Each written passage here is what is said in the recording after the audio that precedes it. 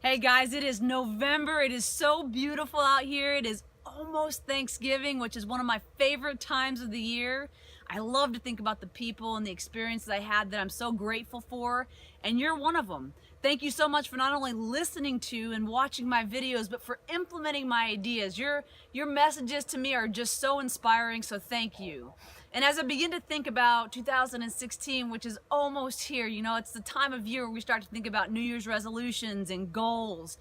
I want to give you something that will be hugely valuable to you, process that works every single time. So I'm going to give you the strategies and tips to make sure that when you sit down to do your goals for 2016, you have everything you need to be successful, so that we can go beyond failures and New Year's resolutions onto achieving your greatness as the year begins.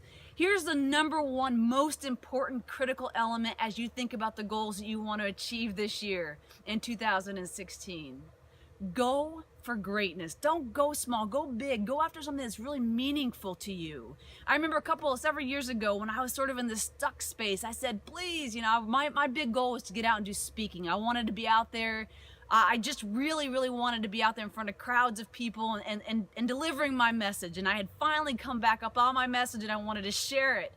And it was interesting because a couple of days later, I got a phone call from a friend of mine. Her name's Judy, and said, you know, will you come speak to a group of 30 Mary Kay ladies at my house? And I was like, are you serious? I mean, I know I set the goal of getting out there and speaking, but, you know, my ego got in the way. I'm like, I speak to executives. What are you talking about? You know, Mary Kay group. But I said yes, because I said there's, you know, that was my request, you know, give me this opportunity. That was my big goal. So you have to say yes to those opportunities. So I said yes, and this is the coolest part. After I was done speaking, not only did they come up and give me lots of great hugs, these women were amazing. They also asked me if they could have copies of my book, which, by the way, the books that I had published to date at that time were about generational differences, which I did not speak about on that day. They just wanted to have a part of it, which was so cool for me. And my books were all out in my trunk of my car. I brought them in and sold out of them. And on the drive home, I realized I said something that I had never said before. The words provoking greatness came out of my mouth on that stage that day. It was an amazing experience, and one I am so grateful I got over my ego and took. So as you're thinking about your goals for 2016 and you go big, remember that sometimes the opportunity with your bigness that comes into place, maybe those opportunities don't seem like they're the right opportunities, but they are, so run with them.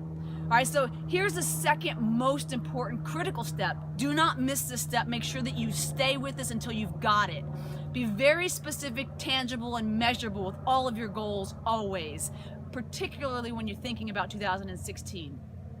What is the date by which you want to achieve it? What specifically do you want to achieve? Here's a great example. So this year, many of you know that I did a 5-mile swim around Gibson Island here in Maryland for Swim Across America, and I raised $5,000, which was my 5 and 5 goal. I'd never raised that much money, and I had never swam that far. In fact, I had just learned how to swim 1 year before. So it was a big goal for me, and lots of small opportunities came into play for me to get better and better and better. I actually had people step up and start coaching me that I didn't expect to coach me. It was truly an incredible experience. But remember, on September 20th this year, I knew that when I came out of that water, I was going to be hugging Maria Dennis, and I knew what I was going to finish with. I knew that I was going to get that $5,000 in. It didn't matter how. I was going to make it happen. And as a result, I found ways to get sponsors. So companies here in Baltimore sponsored me. It was just an incredible experience. None of those things would have happened. I don't even think I would have thought of any of those things. A lot of those ideas that came to me, if I wasn't very specific, date, time, what have I achieved? So think about the specificity of your goal before you set it. And I was just going to throw one more little piece in here before we go on to the next piece, which is know why the goal is important to you. Know why you care about the goal. Oftentimes, we don't reach our goals because we really don't want to reach that goal. That's somebody else's goal that we think is important to us, but we really don't want it. And in fact, inside of business and leadership, many of you guys have heard this before, have seen this before in one way, shape, or form. You know, leaders are trying to motivate their staff to do something, but they don't know their team at all. So that's what I call manipulation. So they're striving to get them to do something that they really don't want to do, so they try to manipulate them. Remember, when you're thinking about your goals and your team, make sure they line up. Make sure that their goals, you're encouraging them to run after what's meaningful to them, not just to you. And with yourself, make sure that you're running after what's truly meaningful to you, not what you think other people think is meaning or think should be meaningful to you. Because see, when you've got your whole heart into it and you really care about it, you'll make it happen. When you know why it's important. There were so many reasons, I don't have time to go into it right now, why swimming 5 miles around Gibson Island, why raising $5,000 was so important to me. I could tell you all those reasons. I was very clear and very specific. As with all of our goals, we need that kind of specificity. We need to know why it's important to us. So when you're thinking, big picture one more time, go after the thing that's meaningful to you. Put your whole heart on the line. Let the light inside of you shine bright. Let yourself go after what's meaningful to you. The big goals, the things that are truly important to you in 2016. Get very specific about the goals that you want to achieve. What is the date by which you want to achieve them? How will you know that you've succeeded in achieving them? Very specific. And then finally, of course, know why the goal is important to you so that your heart can pull you and not just your fear push you. Here's to your greatness. Until the next piece. Hey guys, it's Misti Burmeister back here in the studio.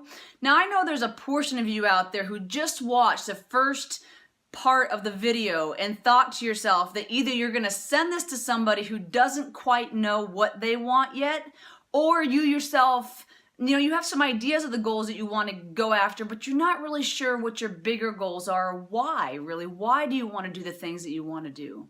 So as a result, I've been in that same position, feeling stuck and just not knowing what direction to go. And so I created a model back then that I reuse constantly, not only for myself, but also for the leaders I have the privilege of working with. And it's called the ERA model. The E stands for exposure. Okay?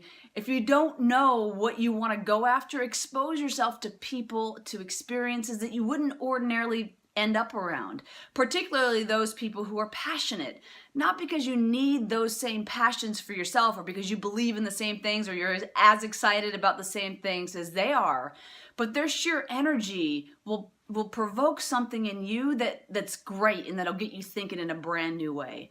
So that's the E part. Expose yourself, new experiences, new opportunities, new skill sets. All right, here's the R part. Reflect. The late and great Jim Rohn, the businessman and speaker extraordinaire, used to say, don't just get through the day, get from the day. And I love that. From every experience, get from the experience. Take note of what did you love about what you just experienced? What did you not like about what you just experienced? What irritated you? What got you excited? Write every day. Take note. Journal. Study yourself. It's such a brilliant way to get access to your greater dreams and to your greatness. All right, and the final part is action. So ERA. Action is the final piece. Oftentimes we'll set that big goal, and I mentioned this in the first video, we'll set that big goal and an opportunity will show up, but we don't think that it's the right opportunity. We don't think it's perfect enough. We don't think that it's good enough. So we say no to it. No, say yes to it. If it's anywhere near what you're interested in, say yes. Especially if it makes you uncomfortable, go after it and make it happen. All right, so that's the ERA model. Now I'm going to give you the final component of the goal setting process for 2016 because I care deeply that you reach for your greatness every day and certainly throughout 2016. The next video I'll have you teed up for the final part of the goal setting process. Hey guys, I'm about ready to reveal the fourth and final component of the Provoking Your Greatness goal setting process. Before I do, let me just tell you how unbelievably excited I am to hear about your goals and to learn how I can be of support to you. Send me your goals. Tell me about what you're striving to achieve. I will do everything that I can to help you reach for your greatness. All right, here's the fourth and final component of the Provoking Your Greatness goal setting process. Celebrate. Remember that you always get the thing that you focus on. You always get more of the things that you focus on. If you focus on celebrating successes, you're going to get more successes to celebrate. All right, just a big recap one more time. Go big. Go for greatness. Go after something that's meaningful to you. Be very specific. That's the second part. Be very specific. How will you know that you've reached success? What specifically is your goal? More and better don't belong in these goals. All right, I want to be, as an example, weight, a really simple, easy example, I want to be at my ideal weight of by blank date, or I want to be in this particular position by this date, or I want to have an opportunity to speak for this company by this date. Whatever your goals are, specific, tangible, and measurable. All right. And here's the third piece, is critical. Know why this goal is important to you. If you don't know the why, don't stop until you do. And the final piece, please celebrate. Let me help you in the celebration process. As you go for things that are truly meaningful to you, it takes so much courage to do that. It's easy to go for things that really aren't meaningful, because no matter what we go after, failure is a part of the process. We fail, we learn, we grow. We fail, we learn, we grow. All right. When it's not meaningful to us, failure's not a big deal. We just, whatever, go on to the next piece. But when it is meaningful to us and it's related to our greatness, the failures are a little bit harder. They're a little bit harder. So make sure you stay with them and celebrate your small successes along the way. Be ready. Just know that you're going after greatness. It's not necessarily going to be easy.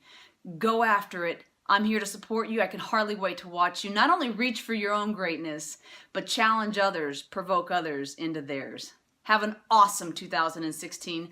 Thank you so much for watching this video series, and also this training. Please share with all the folks in your network.